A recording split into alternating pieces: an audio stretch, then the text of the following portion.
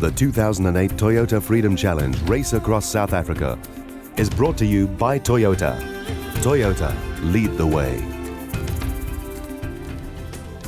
Every year on a cold winter's morning, 50 intrepid mountain bikers depart from the Pietermaritzburg Town Hall on a journey of a lifetime as they attempt to ride 2,300 kilometers non-stop through some of South Africa's most spectacular countryside, from Pietermaritzburg all the way to Paarl, just outside of Cape Town. Leaving in batches of 17 riders and carrying all of their own clothing and supplies, riders must navigate their way using only the supplied route maps and a detailed route narrative. Cyclists must check in at 26 predetermined support stations where they will be given food and a place to sleep. However, when and where they choose to stop is entirely up to the individual rider. Some come to race each other, whilst others just come for the experience. But one thing is for sure, each and every rider will get to meet new people, see amazing places, and experience South Africa as never before. This is the story of the 2008 Toyota Freedom Challenge Race Across South Africa. Two of the riders that signed up for the 2008 edition of the race were Andrew King and Matt Botha. Andrew is an experienced ultra-distance sportsman, having completed many adventure races, river and ocean paddling and mountain biking events over the past 12 years. In 2004, Andrew, Freedom Race Challenge organizer Dave Wadilove, and Dave's brother Rob were the first three to ever ride the Freedom Trail route. It was for this reason that Matt Botha convinced Andrew to partner him in the 2000 edition of the race.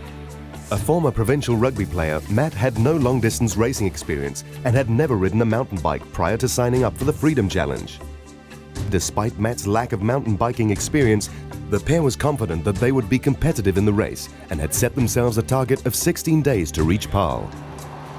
Without doubt, the two strongest riders who would be pushing hard to win the race and to set a new course record were Cape Townian pilot and former Springbok cyclist Tim James and previous Tour d'Afrique winner George Ortel.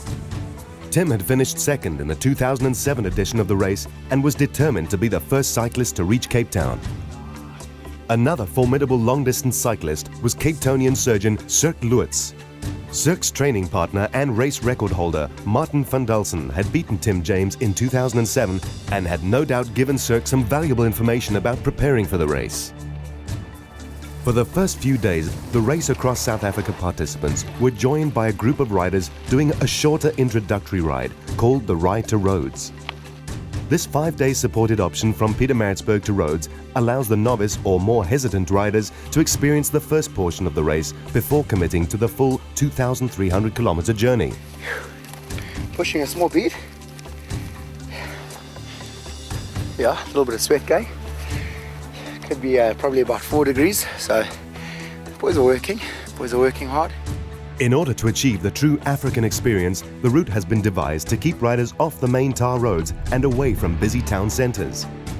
Unfortunately, this often involves a fair amount of pushing up valleys in order to join up with farm roads on the other side, something Matt and Andrew were going to become very familiar with. On the first day, riders are treated to a warm bowl of soup at Cunningham's Castle just past the Minerva Nature Reserve, just outside Pietermaritzburg. It's been a bit chilly, but this will get us back online, eh? It's like your blisters on your roof of your mouth as well. A few cramps. 3 hours into the race. Can't be a good sign. But I suppose you just have to take it slow and settle down. You know, find your own pace. Things will go right. Being a totally inexperienced mountain biker, it would take Matt a few days to get used to his bike and equipment, especially on the muddy downhills into the small farming community of Bern, near Richmond.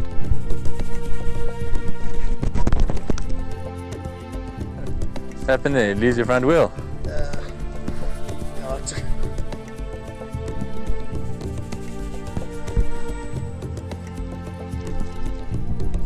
But soon the pair was enjoying the long, exhilarating downhill past the Hella Hella village down to the Umkomaas River Bridge.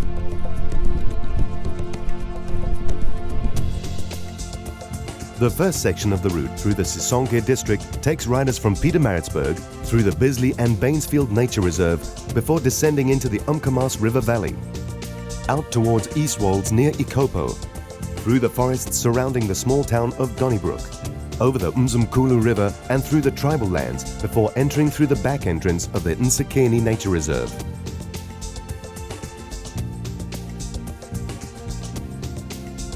At the front of the field, Tim and George had set their sights on a long 200-kilometer first day and were relentlessly climbing up the Umkamas River Valley, often doing whatever was necessary to keep cool. Behind Tim, Matt was finally starting to come to grips with what he had gotten himself into. This last session's beaten us. It's so steep. It's hot. Legs are sore. Yo, day one. Relatives kicked in. You just realize how far this thing really is. Not even at the end of day one yet. It's a long way. It's a really, really long way.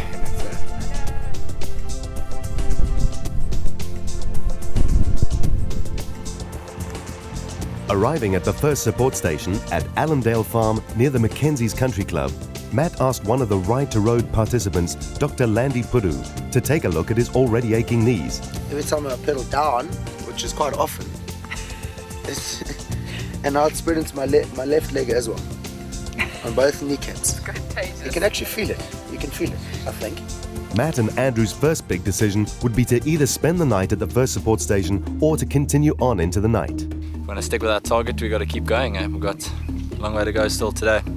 It's 3:30, 110 k's down at Allendale. We've got to get through Donnybrook before the sun goes down. That's our goal, and then on to Central Mission where there's a bed available for us. Not long after leaving Allendale via a farm cattle track, Matt was soon reminded how difficult the riding conditions would be. Okay.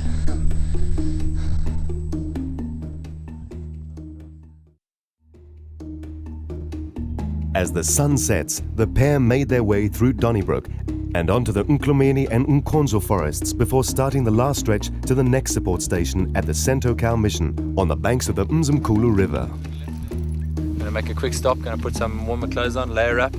Got about 40 k's still to go tonight, so looking a couple more hours. Another great addition to the race was the introduction of the tracking units for virtual spectators back home. Just check the sports tracker is still working. A call from back home saying that it's working perfectly, that they can log on to the website and check our progress, down to a couple of meters. After a long night of tricky navigation in the forests, Matt and Andrew finally reached Central Mission just before midnight. Totally shattered but pleased with their first day's 155-kilometer effort.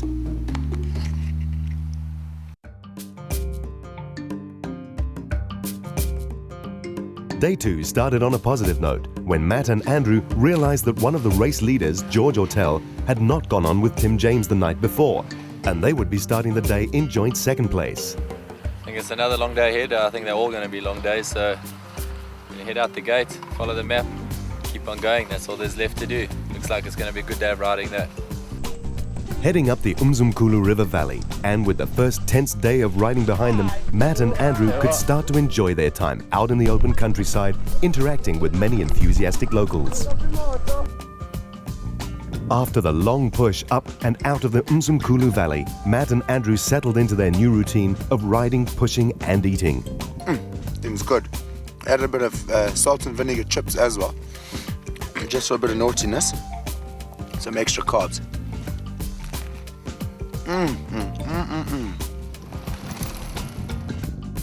Up ahead, George had taken a wrong turn as he was struggling to come to terms with the map navigation.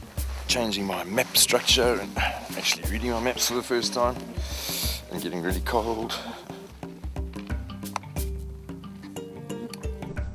Not having too many issues with the maps and enrolling the help of some locals, Matt and Andrew head off the main district road toward Boshelweni Peak and down towards the Gungununu River.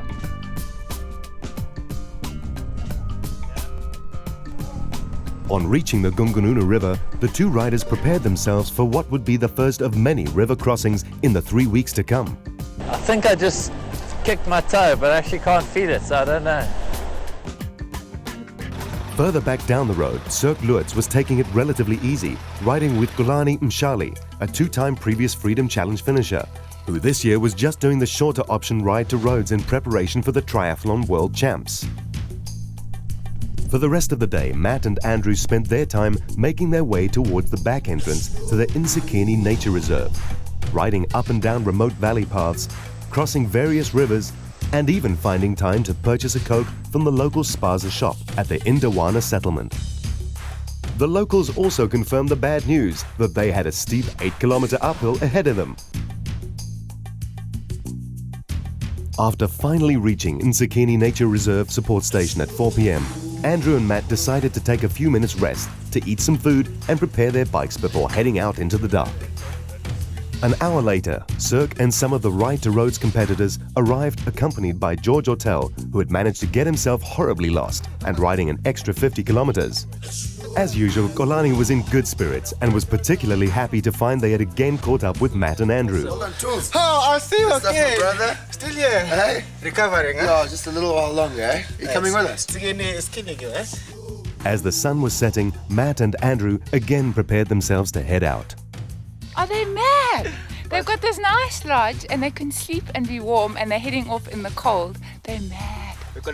Just revived ourselves with some lovely butternut soup and some pasta. And I think we must make the move, eh? We've had a somewhat different day. So it's all up to ourselves to catch up now. More to my friend, brother. Enjoy the ride. Go on, eh? Done for the snakes. Done for the snakes. Despite their enthusiasm, Matt and Andrew made slow progress navigating over the floodplains and surrounding mountains in the dark. And after a hard 30 kilometers, they arrived at the Bankery Farmhouse support station, 60 kilometers south of Underberg, exhausted at 2 a.m. Another late night was not good at this early stage of the race.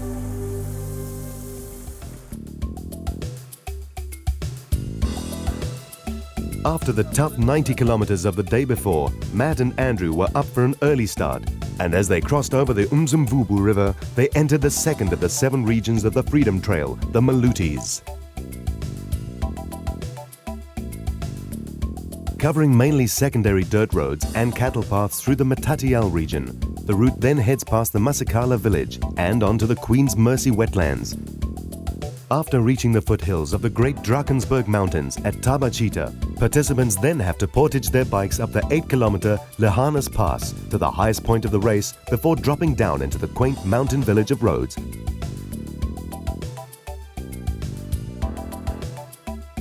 After 4 hours of riding, the single-track path finally emerged at the little Umzimvubu River.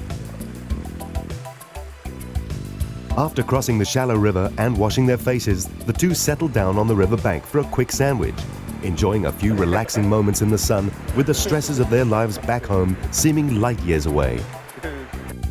But as always, the joy of the long downhill to the river was replaced by the effort of the push up the other side and out of the valley. I am glad that this little climb's over and we've got a last little hurdle through to Masakela. We can hopefully refuel the systems with some good chow because the boys are hungry. But it's been good. It's been good. The unobtrusive nature of a mountain bike allows the riders to get close to the environment, hear the cattle, smile at the locals, and truly enjoy the spectacular landscapes. In a country where the divide between urban and rural is so vast, spending time out in the countryside is a real privilege for anyone. The only sign of aggression out on the entire route seemed to come from the local dogs. Once back on the main district road, Matt and Andrew could see their destination across the valley near Matatiel. But what they could also see was the ominous rain clouds on the horizon that had cunningly introduced themselves with a magnificent rainbow.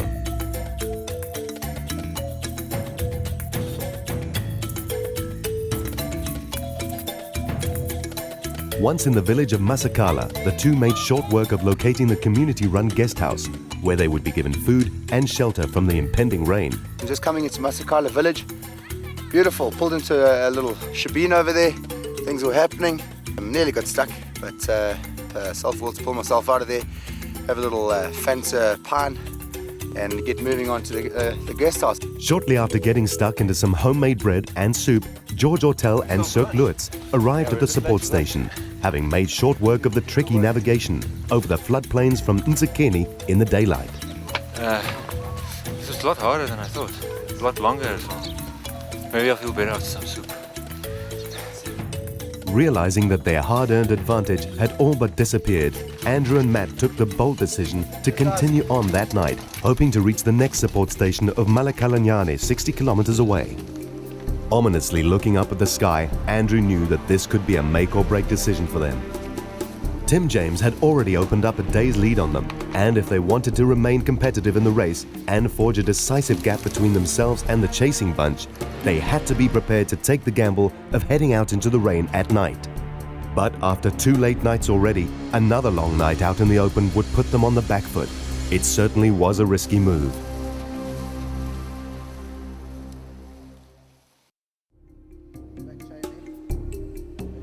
After another 5 hours of riding in the rain and crossing the ankle-deep mud of the floodplains near the Kanira River at Donald's Drift, the gamble wasn't paying off, and by 10 o'clock, the pair, unable to ride in the thick clay mud, were forced off the road by a strong headwind and thunderstorm.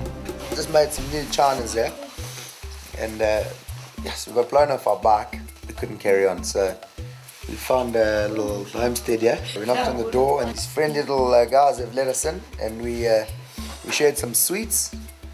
First way to a little boy's heart. Yeah, we're just having a little conversation, hoping the wind will die down a little bit so we can press on. How's this home invention made by Tato? I think he needs to get to engineering school. He's got a little airplane he's made out of plastic and wire. Put a battery in here and hook it up. The propeller starts, eh? Fantastic. Very good, eh, guys? Well done, eh?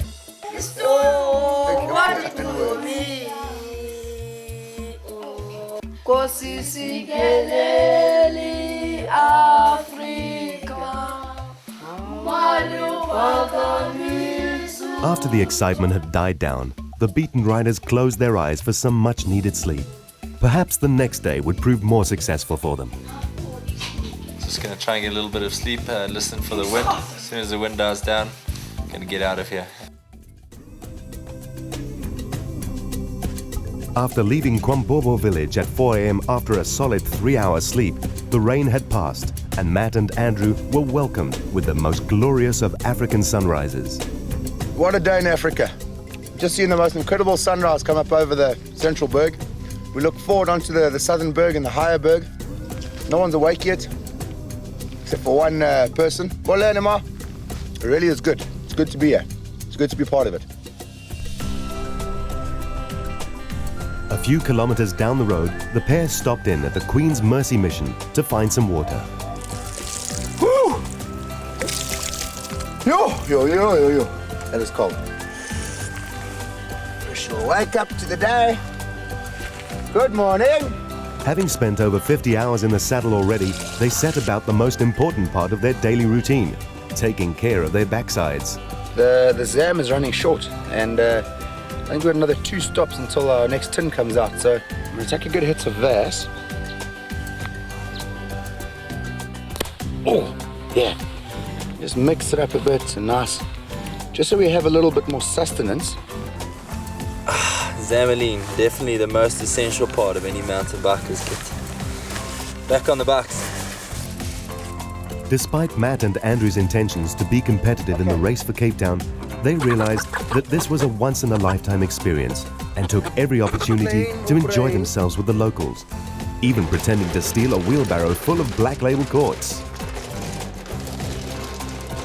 The name Drakensberg is derived from the Afrikaans translation for Dragon's Mountains. The Sesotho name is Maluti, but perhaps more appropriate is the Zulu term for this mountain range, Ukuhlamba, meaning the barrier of spears. Now a full day ahead, Tim James had caught up to Steve Burnett, a strong mountain biker who had left Pietermaritzburg in the second batch a day before Tim. The pair was contemplating the climb up Lejana's Pass, an 8-kilometer shortcut portage to the top of the Drakensberg. Look, it's been tough so far. It's never easy. And with this race, there's always something waiting around the corner, some surprises. You know, you're not recovering, you're not eating enough, you're not sleeping enough, you're riding too far. To actually try and race someone else is impossible. So you just got to have your own strategy. After lunch, Matt and Andrew had passed through the Lejana Cultural Guesthouse Support Station and had begun the Green Route detour up to the Old Black Fountain trading store, deep in the hillside. Before the race, each competitor was issued with 1 in 150,000 scale route maps showing the main pink route. Every so often, the map would indicate an alternative green route detour. These green routes were usually rough off-road sections that would require some of the hardest work, but would also produce some of the best mountain biking terrain imaginable. Social riders had the option of taking the easier pink route, but in order to be considered for the overall race title, racers would have to complete all of the green route sections. On this particular green route detour, they found some time to head into a local community trading store in Kubong village in the mountainous district of Ilundini to see what was on offer. And super taxi snuff snuff. Do you want to snuff? What? Eh? I think we'll put you right, I'm telling you.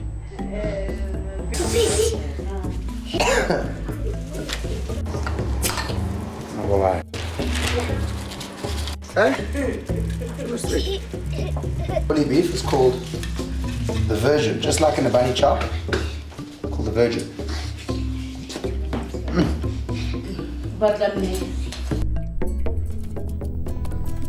Further up the road, enjoying their day out was a mixture of Ride to Rhodes participants on their second last day and a group of Ikopo farmers riding together in the Race Across South Africa section. Upon reaching the support station at Vuvu School, they made short work of organizing a TV to watch the Springbok rugby match and to look over the maps from that day. This was pleasant, but better than that. Meanwhile, still out on the ridgeline heading to Black Fountain, Matt and Andrew were enjoying a sublime ridgeline cattle path. Spanned oxen are constantly driven along this high mountain path, pulling large branches for firewood. With the leaves still attached, these branches sweep the path into a smooth but technical riding surface, perfect for mountain biking. With 60 kilometers of very technical riding and 2 long green route portage sections still to come before reaching the Vuvu support station, Matt and Andrew prepared themselves for another long night out.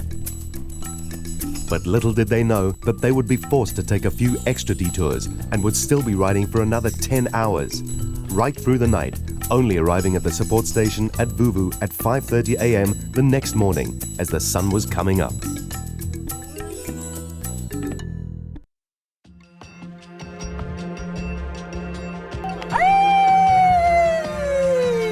After their mammoth 25-hour, 135-kilometer non-stop push from the Queen's Mercy wetlands, Matt and Andrew arrived at Vuvu at 5:30 a.m. and were shown to some local huts and a place to sleep.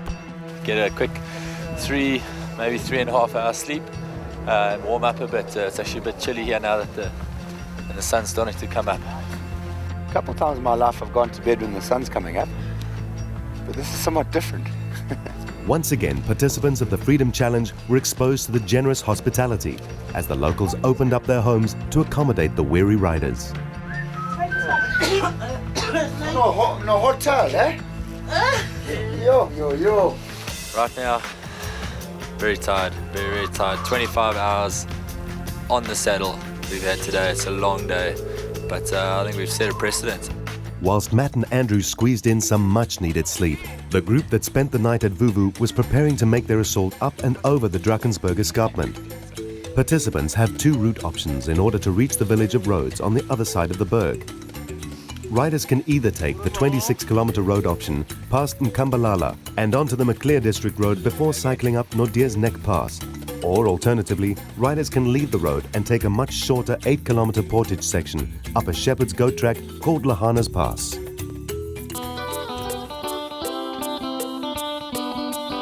After 3 short hours of sleeping, the boys prepare themselves for another strenuous day as they push to reach the highest point in the race at the top of the Drakensberg Mountains. Oh, you dead. On Tom. Dirty, stinky, smelly sock.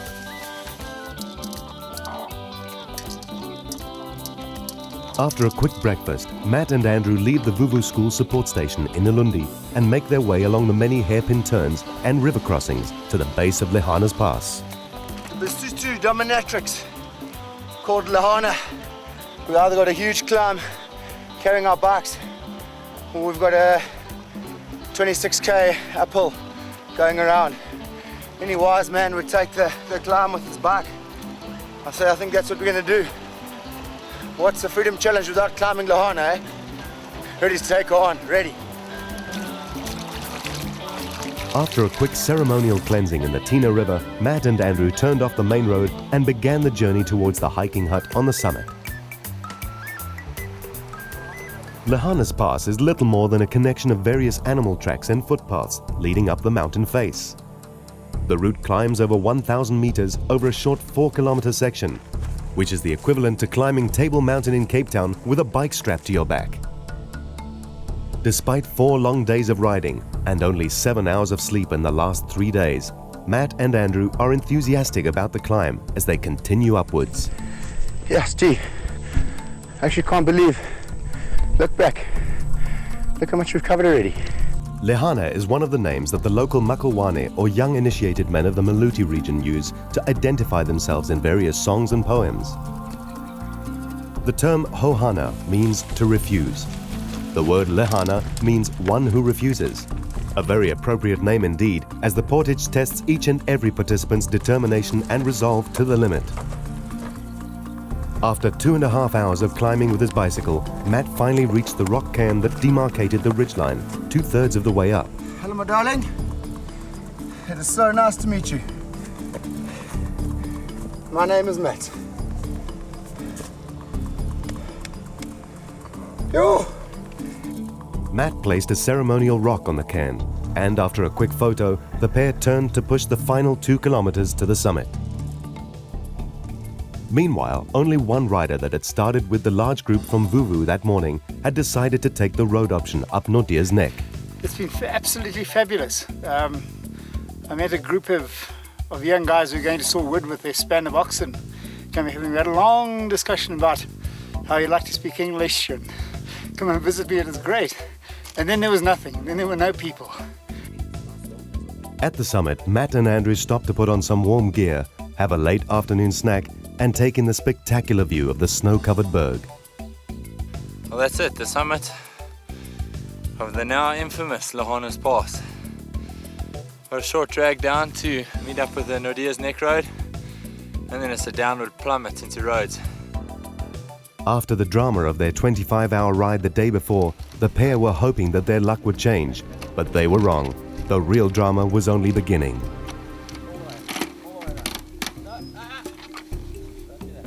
Snapped. Matt's chain had shifted out of gear whilst he was carrying his bike up Lejana's Pass, and unaccustomed to the delicate mechanics of a bicycle, he stood up on his pedals and tried to force them into gear. And spent 2 links in the chain. I have to remove those and rejoin those. Back jockey is up at an angle. On the map there it just says there's a lodge down the road here.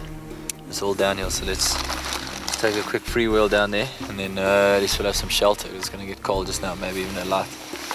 After 5 kilometers of pushing, the pair finally reached the mountain lodge at Tena Head, a few kilometers from the Tiffindale ski resort, in the hope of finding somewhere to fix the broken derailleur. We just had a bike problem. Just wondering if we could just use some lights and just start fixing it, eh? Of course, sir. Everything was going so well, man. Geez, wonderful climb, everything. Just, I suppose this is par for the course, eh? Everything can't go well. And we've got to run with the blows as well. So let's see if we can get this fixed as soon as possible and get back on the road, eh? I really hope we can.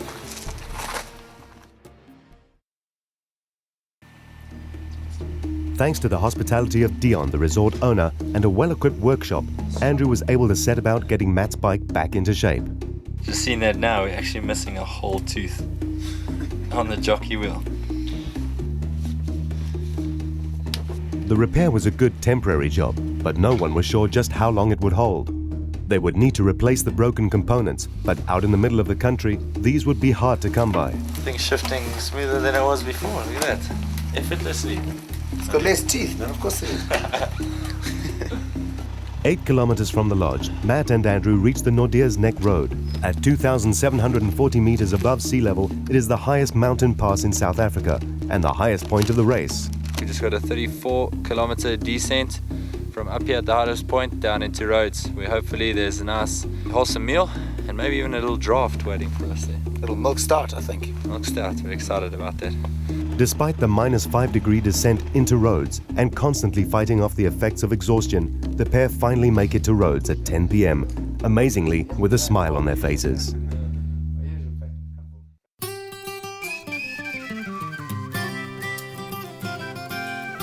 After finding a new spare derailleur from the Ride to Rhodes support crew and making the necessary repairs, Matt and Andrew head out of the picturesque little village of Rhodes and into the southern Drakensberg region.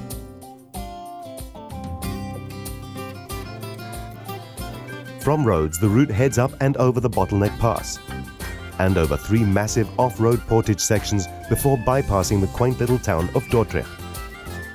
The route then takes a detour around the 1899 Anglo-Boer War Stormberg battle site, before going through Maltino and over the Asvoorburg Pass, before finally dropping into the Great Karoo near Hofmeyer.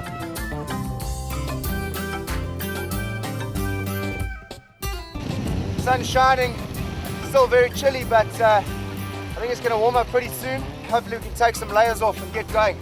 Everything's feeling strong, legs are feeling a lot stronger. I'm after a little bit of a rest yesterday.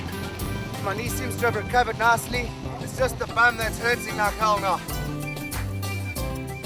The route takes the riders through the spectacular Boksspruit and Sterksspruit valleys.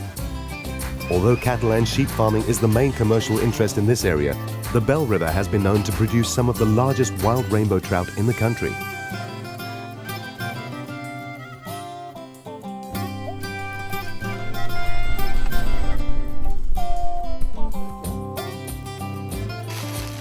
Peanuts and raisins? A little sandwich, a little snack. After a quick morning snack, Matt and Andrew continue through the farmlands along the Sterksspruit Valley, up and over the Bottleneck Pass, before descending down the switchbacks towards the Dokrans farmhouse support station, where they will be able to get some much-needed food.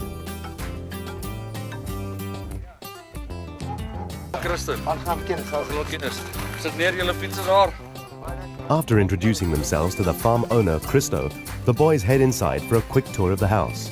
When you order a drink here, you order double brandewijn, lots of ice, small glass for me, double brandewijn ginger ale for the lady, 2 small cokes for the kids. Yes, how's this charm, man? Unbelievable. G-Dog's getting stuck in. Can't talk and eating properly. After lunch, they find Christo's brother and his friends trying out their new driver they had just bought in Barkley. Country folk fun.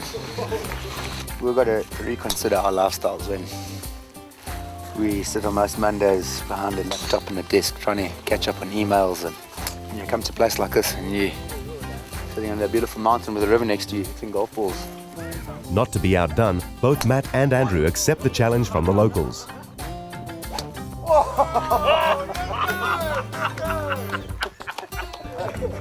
What happened, sweetheart? What happened? You drink, don't you? Yeah, good job. Okay. You want to go as well? Ek kan hom nou ontmoet. Goed bly hoor. Baie dankie weer. Yes, baie dankie man. But now it's a race to get to the portage before the dark. I don't think we're going to make it, but we've got to try, get as far as we can before the sun goes down. With a full stomach and high spirits, the team heads into the valley of the Rhodes, with its beautiful mountain streams, large sandstone formations, and immaculately kept farmhouses. There was still a great sense of urgency as they pushed to reach the start of the tricky 3-kilometer portage from the Rhodes Valley over the watershed at Kapokkraal into the Klipspruit Valley before sunset. At 5:30 we were at the neck at Kapokkraal to do the 4K portage, and we spent about 2 hours carrying our bikes up and down the valley trying to find the trail. The navigation is so difficult at night. We went up and over one rise and we just stumbled on the track. I think we both almost fell on our knees and started crying, tears of joy. Looks like we got a lot of food on the go, so it's going to be a good evening, refuel for tomorrow, and I think strategy, we've got to go for an early start tomorrow.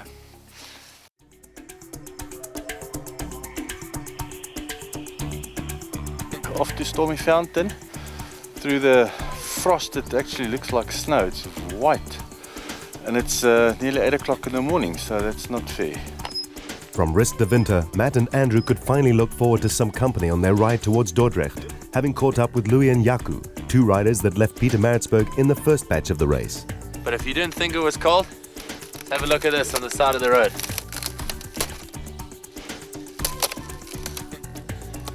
That is properly cold. After a few frozen kilometers up the Klipspruit, the route again heads up and over two huge portage and off-road farm sections. Track runs next to the shed. Turn right and keep the jeep track that heads up the mountain top. You'll reach a point where the four fences meet. Having portaged their bikes over many steep climbs in the race so far, the boys set off optimistically on the first section. But little did they know that this would turn out to be one of the most testing days for them on their entire 2,300 kilometer journey to Cape Town. After following an old bulldozed farm trail upward for over an hour, the team reached the summit of the first portage without too much hassle. Locating the point where the four fences meet, however, was not so straightforward. After some difficult navigation on the 1 to 150,000 scale maps, Andrew finally found the way down off the mountain. A muddy cattle path that would again test Matt's technical riding skills to the limit.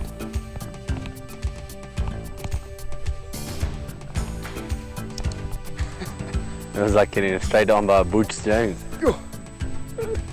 For a few minutes, the struggle of carrying their bikes is replaced with exhilaration as Matt and Andrew make it down past cattle troughs, over small river streams and down into the Goedehoop farm valley below. High five.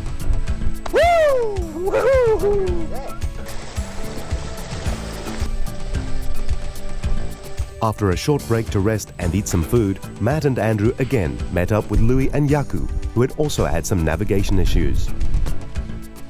Together, the riders began the second climb of the day on farm tracks and cattle paths.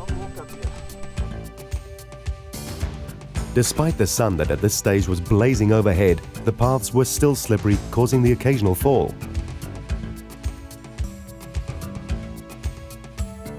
After a bit of backtracking and finally identifying the correct valley to the Bonthoek farmhouse, all four riders began the steep and tricky descent to the valley below.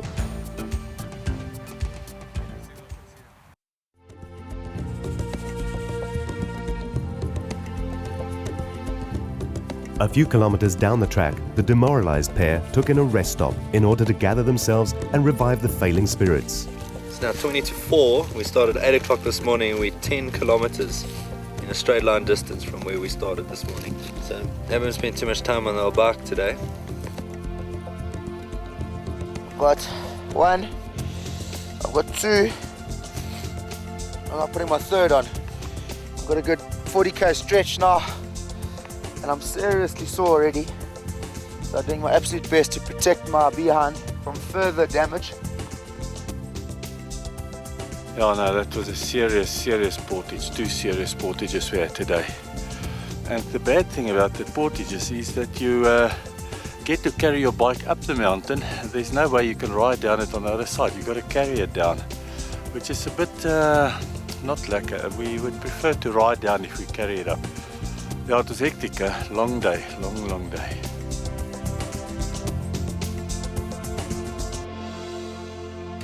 With another long, difficult day behind them, Andrew and Matt head into the Stormfontein support station, just 5 kilometers outside of Dordrecht. Feeling strong, eh? Looking forward to some nice open roads, putting in some long miles. And a nice hot plates of food, eh? Yeah, let's go get some grub.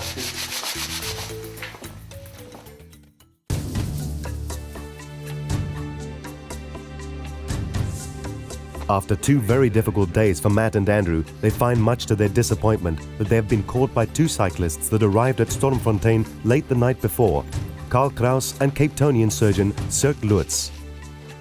Despite his strong riding abilities, Karl is no threat to the overall race position, as he started in the batch 2 days ahead of Matt and Andrew. However, Sirk has made up all of the full day advantage that Matt and Andrew gained over him in the first 4 days. Understanding that they would need to move more efficiently along the trail, Andrew and Matt wasted no time in putting some distance between themselves and Sirk after making an early break on one of the early farm road navigation sections. Not only frozen but locked as well. Over we go. How about that?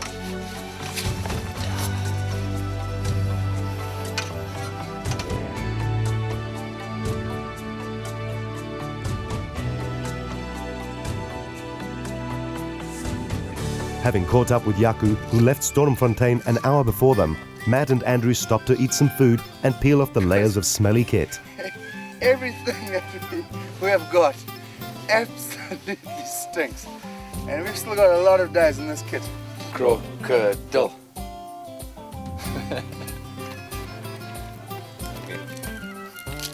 Stingray kills Steve Irwin. Steve Irwin kills crocodile. Crocodile eats stingray.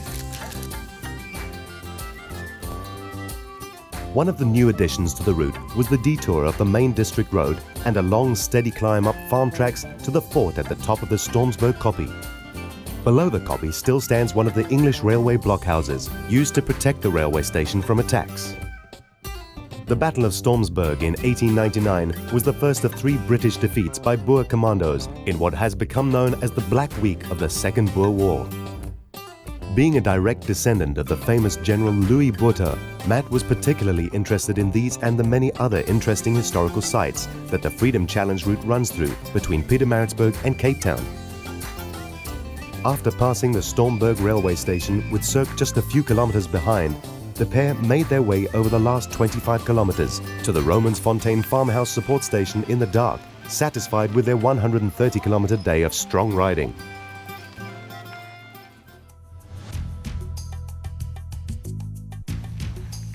Having struggled with knee pains for most of the trip, Matt asked Cirque to take a look. There you go. With less pressure. Less pressure, yeah, and to pedal at a higher cadence. 4:30 in the morning, got all the guys together. We've all decided we're going to hit an early start. It's going to be a long day. It's going to be a long day. We've got a lot of distance to cover. The riders again said goodbye to their fantastic hosts and headed out into the darkness for another long day of riding.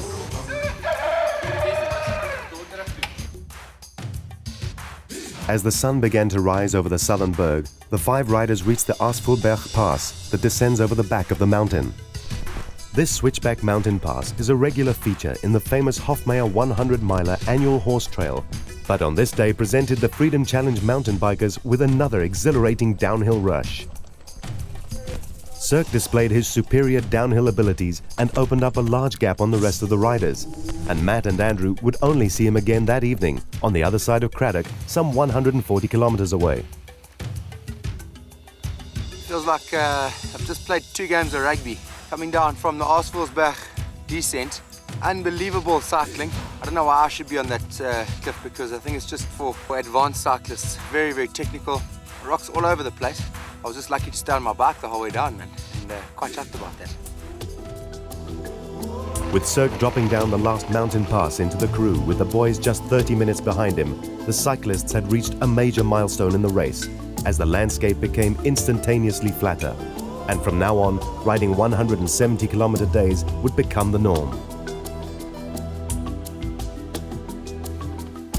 Riding on the long straight district road into Hofmeyer, both Andrew and Matt could sense that most of the hard work had now been done, and that the nature of the race was about to change.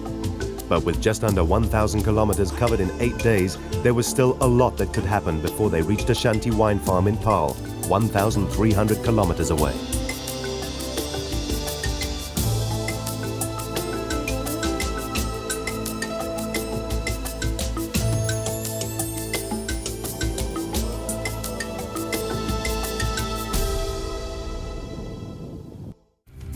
The 2008 Toyota Freedom Challenge Race Across South Africa is brought to you by Toyota. Toyota, lead the way.